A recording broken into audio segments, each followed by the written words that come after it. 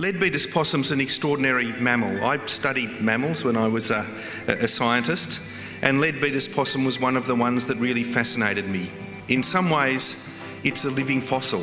It's a real curiosity in a natural history sense. The lineage is probably 10 million or more years old, and through that time, the tall forests of eastern Victoria, the eastern half of Victoria, have provided a refuge for it through periods of climate change, through periods of great geological change and upheaval.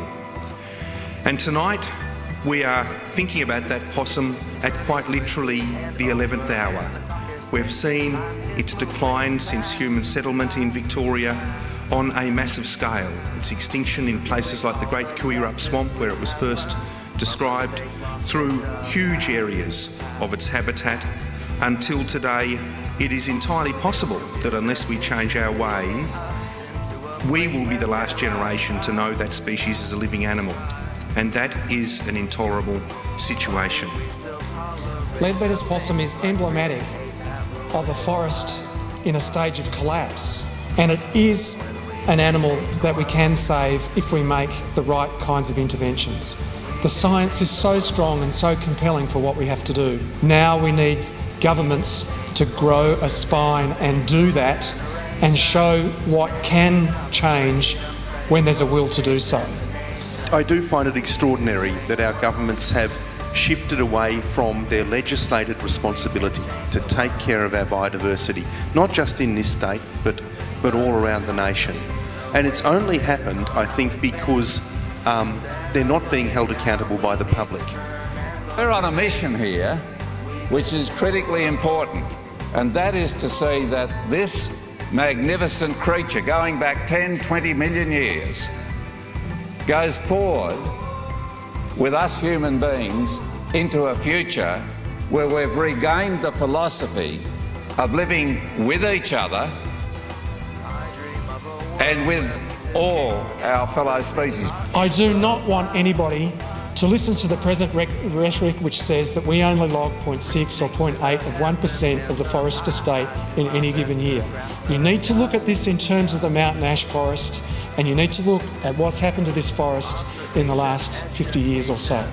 What I'm calling for tonight is a change to take out the key threatening process in this system, which is clear fell logging, and create the Giant Forest National Park. So if you can, go there in the next 12 months. Make a commitment to go and have a picnic. Because it's true that to go there is to want to save it. That's what's happened to me. That's why I'm here tonight. By just one thing, and that is popular action. People taking peaceful action to protect it. For me, the issue is that this forest is being logged as we sit here discussing this. This is an emergency, and you've got no choice, I think, but to stand and fight. I just want to tell you there is nothing we can do. When we tried to do something last time, I'm not going to say there's nothing we could do. We stood in front of the dozers, we got an injunction, it cost us all in fines, and they actually used the dogs on us. But it didn't matter. There were nuns on the front line, it was -2 degrees, and it's what you do. But I'm telling you, and David's absolutely right, the current standards for protection for this species are not enough, and we can tell you right now that there are colonies in there that will be logged and won't be protected, and we welcome you to come up. I just hope that this is the start of a campaign, that tonight, by coming here, you've taken a stand, you're making history with us all.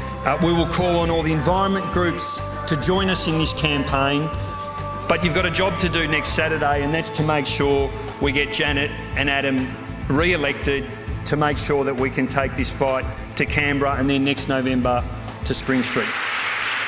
And the week after the election, as was up on the screen before, the Knitting Nanas of Talangi invite you to a picnic at Tanglefoot on the 14th of September. That would be a really good start to get a good crowd there.